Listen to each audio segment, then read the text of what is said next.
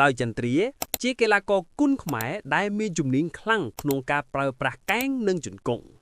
ឡើយចន្ទ្រាគឺជាកីឡាករគុនខ្មែរដ៏ល្បីមួយរូបនៅក្នុងប្រទេសកម្ពុជាទោះបីជាពេលបច្ចុប្បន្នគាត់រៀងធ្លាក់ទម្រង់បន្តិចមែនប៉ុន្តែបច្ចេកទេសប្រយុទ្ធរបស់គាត់នៅតែធ្វើឲ្យអ្នកគាំទ្រជាច្រើនចាប់អារម្មណ៍ឡើយចន្ទ្រាមានភាពរហ័សរហួននិងកម្លាំងខ្លាំងកំឡុងពេលប្រកួតគាត់អាចប្រើកែងវាប្រហារគូប្រកួតបានយ៉ាងល្អជាក់ស្ដែងសម្រាប់ការប្រកួតរបស់គាត់ថ្មីនេះគាត់បានផ្ដួលដៃគូប្រកួតរបស់គាត់ឲ្យបោះបង់ការប្រកួតក្នុងទឹកទី2តាមរយៈការប្រើប្រាស់កែងចំណែកឯការប្រើប្រាស់ជង្គង់របស់គាត់ក៏ជាអាវុធសំខាន់ក្នុងការវាយប្រហារគូប្រកួតផងដែរ